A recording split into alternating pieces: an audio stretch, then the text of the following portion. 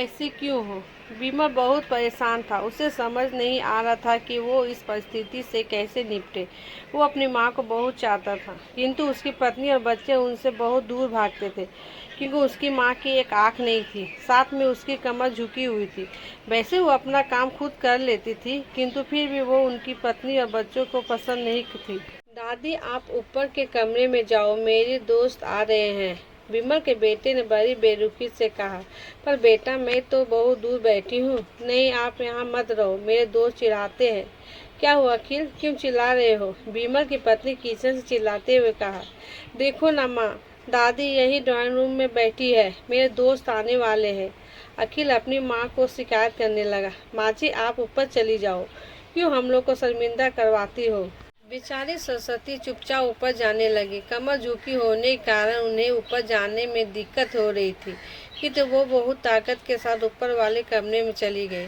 विमल बाजू कमरे से सब सुन रहा था। उसे कष्ट हो रहा था कि उसकी माँ को अपमानित होना पड़ रहा है। वो मजबूर था, अगर वो कुछ कहता तो उसके बीवी और बच्चे उसके विरुद्ध हो जाते। रात को पत्नी ने कहा, देखो जी, अब कुछ करो। कल कलेक्टर साहब की पत्नी आई, माँ जी उनके सामने आ गई। मुझे बहुत शर्म आई बताने में कि ये मेरी सास है, इसलिए मैंने कह दिया कि वो मेरे दूर के रिश्तेदार है। विमल को बहुत रोना आ रहा था, फिर भी वह चुप रहा। उसे समझ नहीं आ रहा था कि वो क्या करे। अपने बेटे की मन की स्थिति माँ अच्छे से जानती थी, और बेटे को कोई कष्ट ना हो, इसलिए सरस्वती चुपचाप सब कुछ सह लेती थी। विमल बहुत उदास रहने लगा। एक तरफ परिवार और दूसरा तरफ माँ। आखिर माँ से बेटे की ये हालत नहीं देखी गई। एक दिन उन्होंने अपने बेटे से कहा, विमल, बहुत दिन हो गए हैं, मैं अपने गांव जाना चाहती हूँ, मुझे पहुंचा दो, मेरा यहाँ मन नहीं लग रहा है। किंतु माँ, वहाँ कोई नहीं है तुम्हारी देखभाल करने, कौन करेगा? विमल ने कहा। अरे सब गांव वाले तो है, और तुम्हारे मामा जी भी तो वहीं रहते हैं। तभी विमल की पत्नी ने कहा, वहाँ हम लोग सब व्यवस्था कर देंगे। विमल की माँ ने कहा, हाँ बेटा, बहुत सही कह रही है।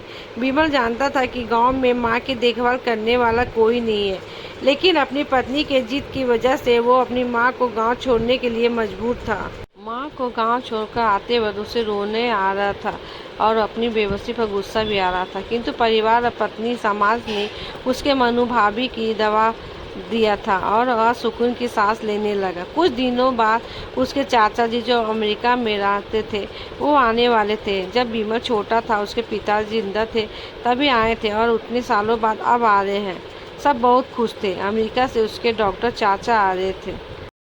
डॉक्टर रमेश ने जैसे ही घर में कदम रखा, सब मिलकर उनका खूब स्वागत किया। क्यों विमल, भाभी नहीं दिख रही है, कहाँ है? डॉक्टर रमेश ने पूछा। जी, वो गांव में रहते हैं, वहाँ उनको मन नहीं लगता, विमल की पत्नी ने जवाब दिया। डॉक्टर रमेश ने विमल की ओर देखा।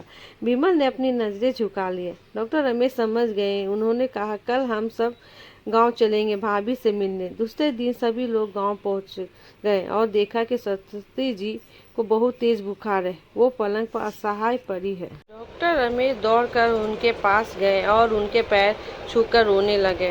पर बेटा, तूने तो नाम उजागर कर दिया, रमेश ने विमल से कहा। नहीं देवर जी, विमल का कोई दोष नहीं है, मैं खुद गांव आ गई, सरस्वती बेटे का पक्ष लेते हुए कहा।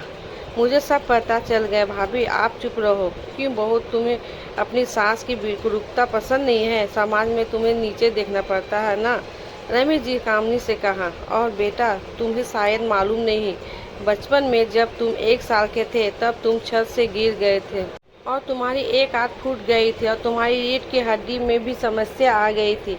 तब तुम्हारी एक कुरूप माँ ने अपनी एक आंख और अपना बोन देकर तुम्हें इतना सुंदर स्वरूप दिया। कामनी बेटा, इतने सालों तक संघर्ष करके अपने बेटे को प्रशासनिक अधिकारी बनाने वाले औरत की तुम लोग ने ऐसी हालत कर दी।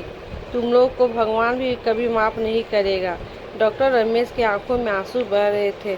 अब भाभी, आप मेरे साथ अमेरिका जा रही है, इन स्वार्थी लोगों के बीच आप नहीं रहेंगी। विमल तो सुन पड़ गया, और चाचा ने जो राज उसे बताया सुनकर वो सोचने लगा कि वह सबसे बड़ा पापी है। वह दौड़ता हुआ माँ के कदमों में लिपट कर रोने लगता है। माँ, मेरा अपराध अक्षम्य है, मैं जानबूझकर चुप्पी सहता रहा, आपका अपमान देखता रहा। अब सिर्फ आप ही मेरे साथ उस घर में रहेंगी और कोई नहीं।